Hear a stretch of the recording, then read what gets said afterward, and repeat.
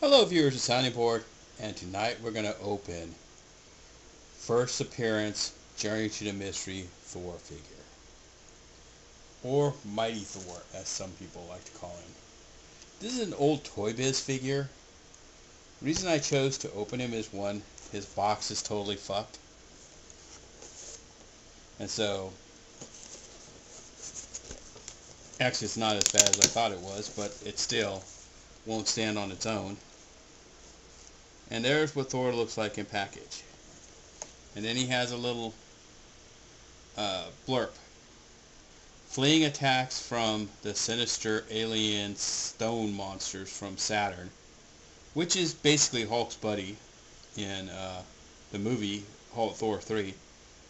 Lame physician Donald Blake escapes into a nearby cave, never suspecting his life would change on this fateful day. Becoming trapped in the cave, Blake uses an ordinary-looking stick in order to aid his escape, inadvertently releasing ancient Norse magic.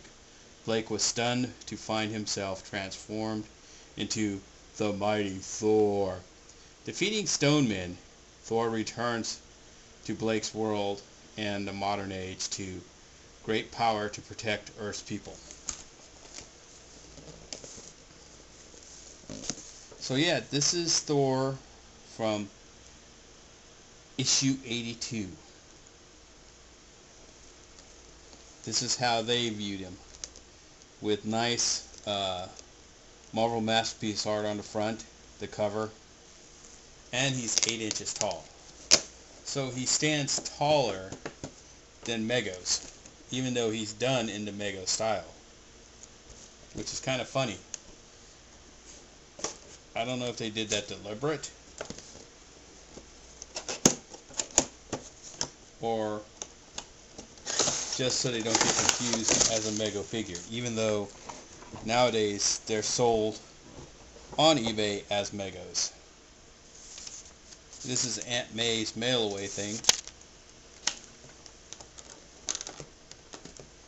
And the nice thing about Thor is he's not taped or adhered to the back of the package.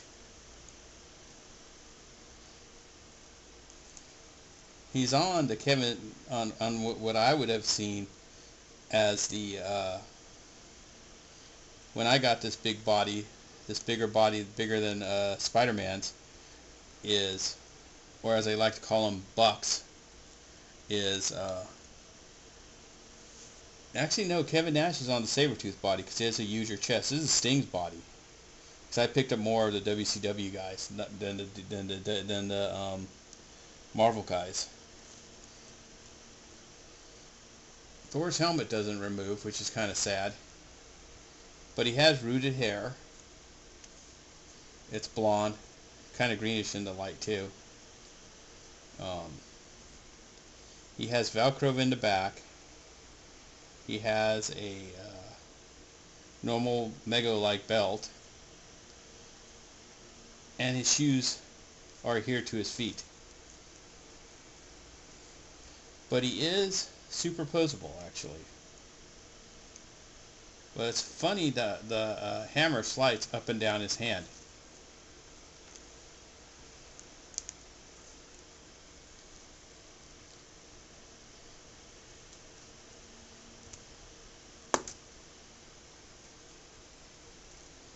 And he has a cloth cape which is attached to the costume, a bald neck,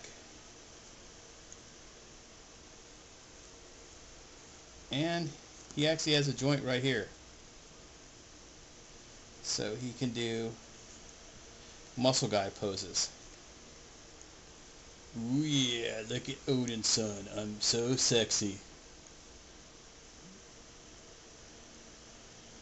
But yeah, this is the Toy Biz figure, and this is the scale of the Mego figure.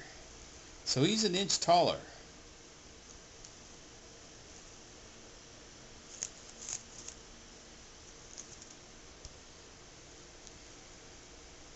You are so big.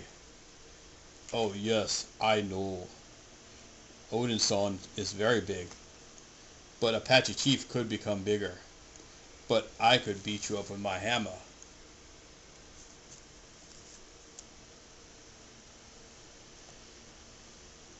Because it's hammer time. It's funny is the fact that Stan Lee didn't get a figure until Mego, basically. He had one in Master of the Universe as Standor. But as a classic Stan Lee figure, you don't see it until Mego makes its return. He didn't even make it in this line, like famous covers. Because Stan Lee was on a few of, showcased on a bunch of covers for Marvel.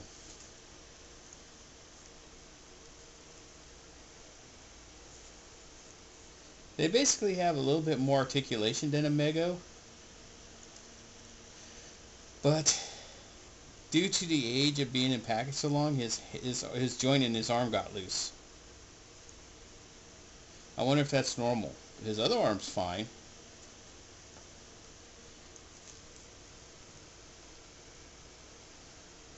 So you can make him fly to the stars.